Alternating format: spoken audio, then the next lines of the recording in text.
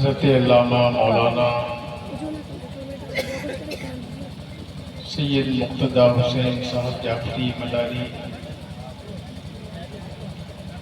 و حضرت علامہ مولانا شہرت ادیب صاحب اضلاع و دیگر علماء کرام و سامعین باوقار، السلام علیکم ورحمۃ اللہ وبرکاتہ۔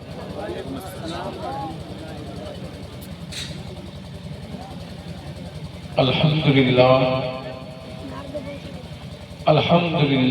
رب العالمین والعاقبۃ للمتقین والصلاة والسلام علی سید المرسلین وعلى آلہ واصحابہ وسیدنا بدیع الدین مدارہ اجمعین، اما بعد فاعوذ باللہ من الشیطان الرجیم، بسم اللہ الرحمن الرحیم۔ ان الصفا والمروة من شعائر اللہ، صدق اللہ العلی العظیم وصدق رسول النبی الامین المتین الکریم، ونحن على ذلك لمن الشاهدين والشاكرين والحمد لله رب العالمين۔ ان الله وملائكته يصلون على النبي يا ايها الذين امنوا صلوا عليه وسلموا تسليما۔ اللهم صل وسلم على سيدنا محمد طب القلوب ودوائها وعافية الأبدان وشفائها للأبصار وضيائها۔ قابل مبارکباد ہے آپ حضرات اور کمیٹی کے وہ ممبران جنہوں نے اس محفل کو سجایا ہے۔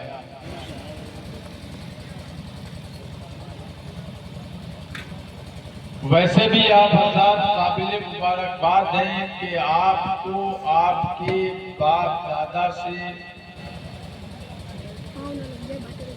جو اہل بیت اور مدار کی محبت ملی،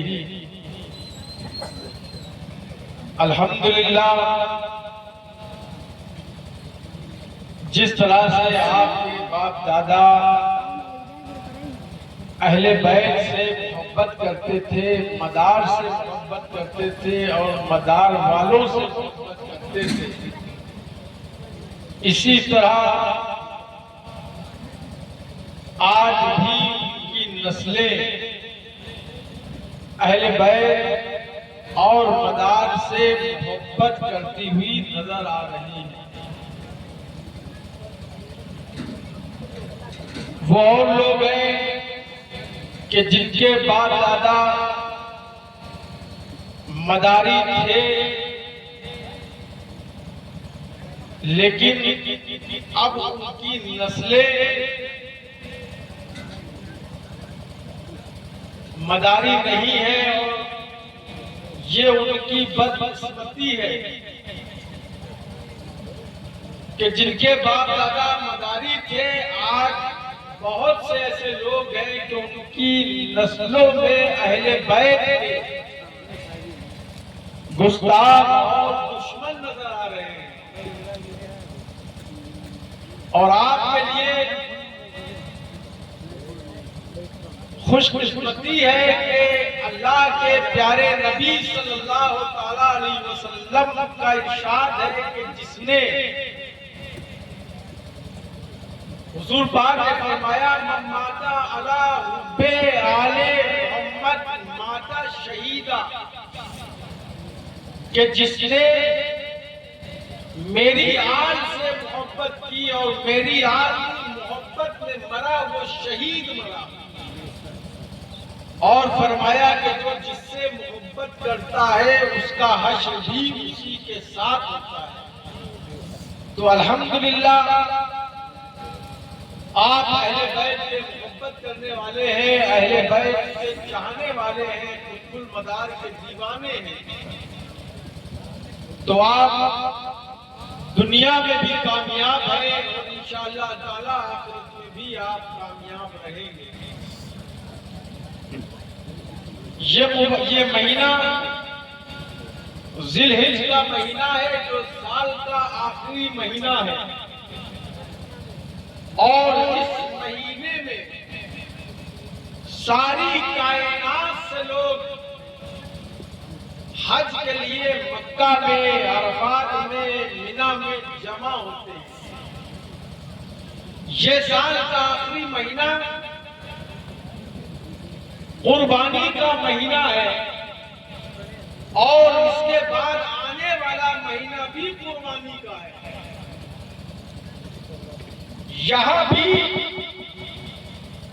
امتحان اور وہاں بھی امتحان۔ یہاں امتحان تھا حضرت ابراہیم خلیل اللہ کا، اور کربلا کی سرزمین پر امتحان تھا نواسہ رسول اللہ کا۔ یہاں بھی قربانی، وہاں بھی قربانی۔ یہاں حضرت ابراہیم خلیل اللہ علیہ السلام کو حکم ہوتا ہے کہ میری راہ میں قربانی کرو۔ حضرت ابراہیم خلیل اللہ علیہ السلام نے 100 اونٹ اللہ کی راہ میں قربان کر دیے، لیکن ابھی قربانی قبول نہیں ہوئی۔ دوسری شب کو پھر حکم ہوتا ہے کہ ابراہیم میری راہ میں قربانی کرو۔ دوسرے دن کی حضرت ابراہیم خلیل اللہ نے 100 اونٹ اللہ کی راہ میں قربان کر دیے، لیکن ابھی بھی قربانی قبول نہیں ہوئی۔ پھر حکم ہوتا ہے کہ ابراہیم میری راہ میں قربانی کرو۔ آج کرتے بارے راہ، ہم کیا تیری راہ میں قربان کریں؟ تو حکم ہوتا ہے جو تم کو سب سے زیادہ محبوب ہو، عزیز ہو، اس کو میری راہ میں قربان کر دو۔ اب ابراہیم خلیل اللہ کو حکم ہوا جو سب سے زیادہ عزیز ہو اس کو قربان کرو۔ تو سب سے زیادہ عزیز حضرت اسماعیل علیہ السلام تھے۔ وہ اسماعیل کہ جن کے لیے حضرت ابراہیم خلیل اللہ نے برسوں اللہ سے دعا کی کہ اللہ اولاد عطا فرما دے۔ بی بی سارہ کے بدن سے کوئی اولاد نہیں، لیکن بی بی ہاجرہ کے بدن سے آپ کو اللہ نے ایک اولاد عطا فرمائی۔ اب اس اولاد جو سب سے زیادہ عزیز تھے حضرت ابراہیم خلیل اللہ کے نزدیک، جو برسوں کی دعاؤں کے بعد اللہ نے عطا کیا، اس کو قربان کرنے کے لیے اللہ کی راہ میں لے کر حضرت ابراہیم علیہ السلام چل دیے۔ اور حضرت ابراہیم خلیل اللہ نے اس سے پہلے بھی امتحان ادا کیا کہ جب حضرت اسماعیل علیہ السلام کا بچپن تھا تو حضرت ابراہیم خلیل اللہ علیہ السلام حضرت اسماعیل اور بی بی ہاجرہ کو مکے کی ایک وادی میں چھوڑ کر چل دیے۔ بی بی ہاجرہ کھڑی ہو جاتی ہے اور عرض کرتی ہے کہ آپ اس وادی میں مجھ کو کس کے سہارے چھوڑ کر جا رہے ہو؟ تو بی بی ہاجرہ نے جب سامنے کھڑی ہو گئی تو حضرت ابراہیم خلیل اللہ علیہ السلام نے فرمایا کہ اللہ کا یہی حکم ہے۔ جب بی بی حضرت ابراہیم خلیل اللہ نے یہ فرمایا کہ یہ اللہ کا حکم حکم ہے تو بی بی ہاجرہ سامنے سے ہٹ جاتی ہے اور کہتی ہے کہ جب یہ اللہ کا حکم ہے تو اللہ ہم کو کبھی ضائع نہیں کرے. اور وہ وادی کون سی وادی تھی؟ وہ صفا مروہ کی وادی تھی جس کے درمیان حضرت ابراہیم علیہ السلام بی بی ہاجرہ کو اور حضرت اسماعیل کو چھوڑ کر چل دیے. کافی دن گزرنے کے بعد آپ کے پاس جو کھانا پانی تھا وہ ختم ہو گیا. حضرت اسماعیل علیہ السلام بھوک و پیاس سے تڑپنے لگے. تب بی بی ہاجرہ نے صفا سے مروہ، مروہ سے صفا تک 7 چکر لگائے. 7 چکر. اور 7ویں چکر کے بعد میں جب دیکھا کہ حضرت ابراہیم اسماعیل علیہ السلام کی ایڑیوں کی رگڑ سے پانی کا چشمہ جاری ہوا.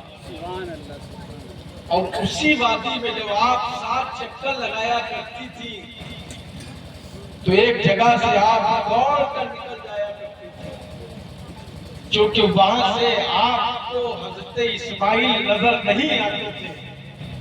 تو مورخین نے لکھا ہے کہ اس لیے وہاں سے دوڑ کر نکل جایا کرتی تھی کہ کہیں حضرت اسماعیل کو کوئی درندہ نقصان نہ پہنچا دے.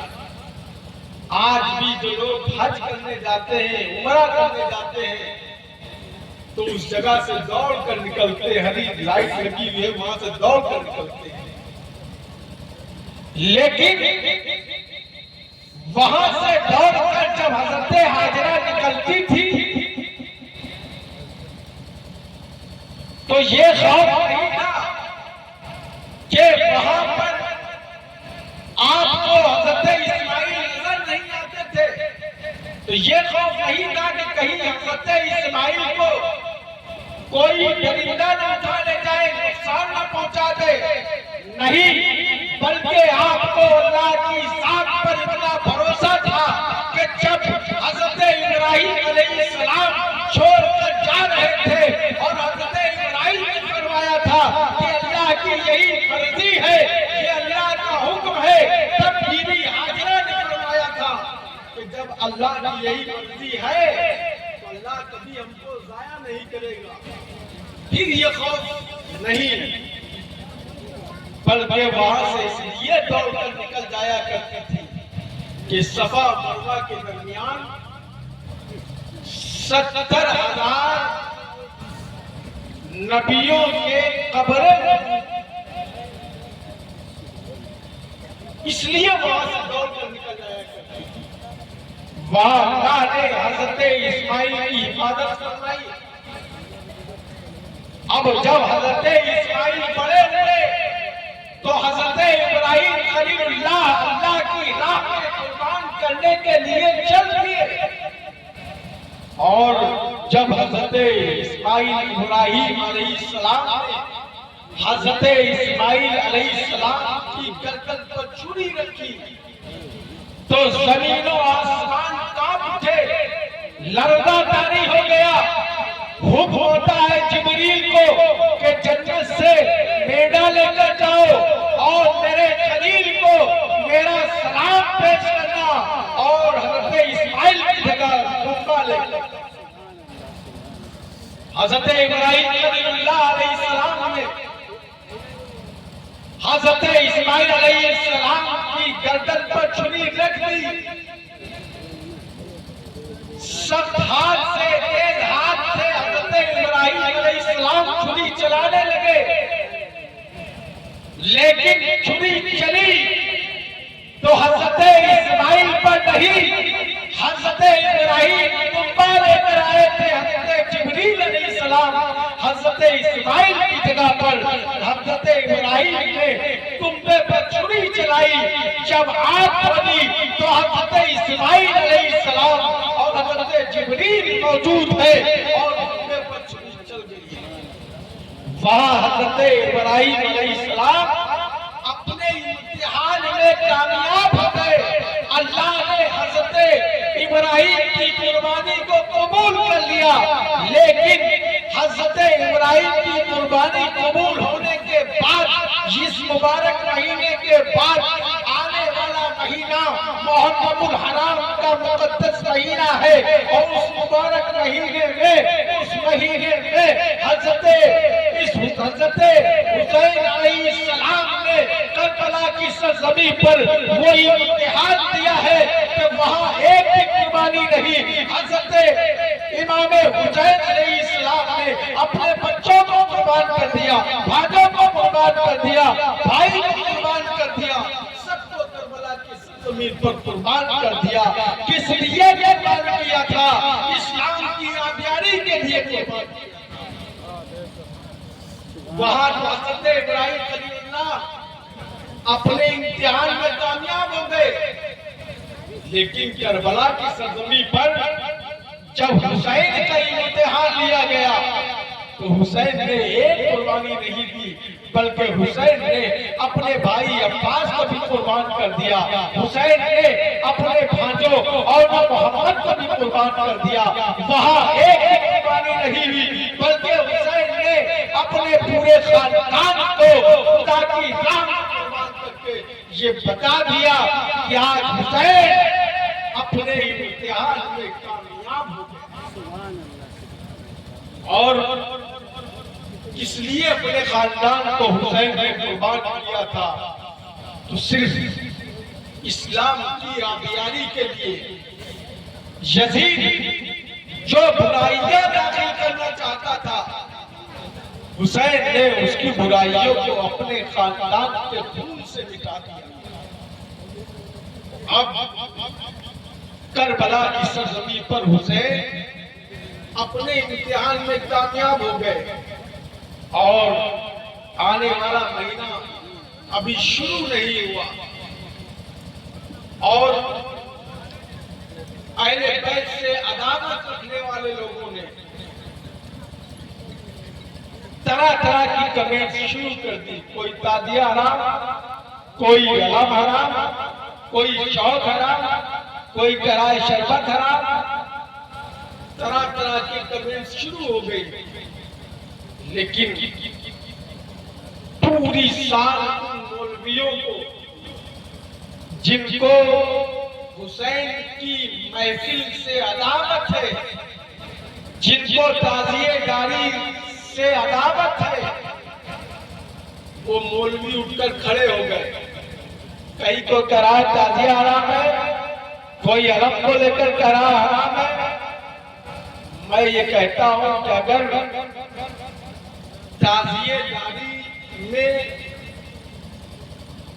جس کو یہ کہہ رہے ہیں کہ تعزیہ حرام میں عورتیں جاتی ہیں، لوگ ڈی جے بجاتے ہیں، تو اس کے ذمہ دار بھی وہی مولوی ہے کہ جو عوام کو یہ کہتے ہوئے نظر آ رہے ہیں کہ تعزیہ حرام ہے۔ کیوں حرام ہے؟ اس لیے کہ ڈھولک بجتی ہے۔ ڈھولک کیوں بجتی ہے؟ ڈھولک اس لیے بجتی ہے کہ آج تم عوام سے دور ہو۔ اگر تم تعزیے میں حسین کا ذکر کرو، کربلا کا ذکر کرو، تعزیے داری کا ذکر کرو، سیدہ زینب کے بچوں کی قربانی بیان کرو، تو کوئی ایسا بدنصیب نہیں ہوگا جو واقعہ کربلا سنے اور اس کے آنکھوں میں آنسو نہ ہو۔ اس کے ذمہ دار صرف اور صرف وہی مولوی ہوں گے جو تعزیہ داری کو حرام کہتے ہوئے نظر آ رہے ہیں۔ حضرت ابراہیم علیہ السلام کی وہ قربانیاں جو قربانی اللہ کی راہ میں دی وہ قبول ہو گئی، اور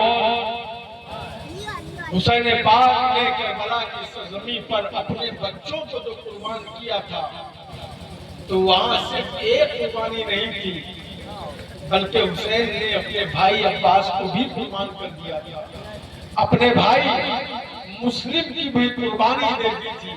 حسین نے علی اکبر کو بھی قربان کر دیا تھا، حسین نے علی اصغر کو بھی قربان کر دیا تھا، حسین نے اپنے بھانجوں اون و محمد کو بھی قربان کر دیا تھا، اور حسین نے خاندان مصطفیٰ کی مہکتے ہوئے پھولوں کو کربلا کی سرزمین پر قربان کر دیا تھا۔ اور قربان کرنے کے بعد حسین خود بھی قربان ہو گئے، اور اس حال میں حسین قربان ہوئے کہ حسین کا سر سجدے میں تھا، اور یزیدیوں نے حسین کے سر کو تن سے جدا کر دیا تھا۔ وہ آخری وقت بھی حسین نے سجدہ ادا کر کے نانا کی امت کو یہ پیغام دے دیا تھا کہ تم بھی اپنے سر کو خدا کی بارگاہ میں جھکاؤ، کیونکہ حسین نے جو کچھ کیا ہے، جو بھی قربانی دی ہے، نانا کے دین کے لیے دی ہے، نانا کے دین کے اپنے بچوں کو قربان کر دیا تھا۔ عزیزان ملت اسلام، آپ کے لیے ضروری یہ ہے کہ آپ اپنے بچوں کو، جو کہ نبی نے فرمایا ہے کہ تم اپنی نسلوں کو، اولاد کو 3 خصلتیں ضرور سکھاؤ: اپنے نبی کی محبت، اپنے نبی کی آل کی محبت، اور قرآن کی تلاوت۔ تو اپنے بچوں کو اہل بیت کی محبت ضرور سکھاؤ، تاکہ آپ کے بچے اہل بیت کے گستاخ نہ ہوں۔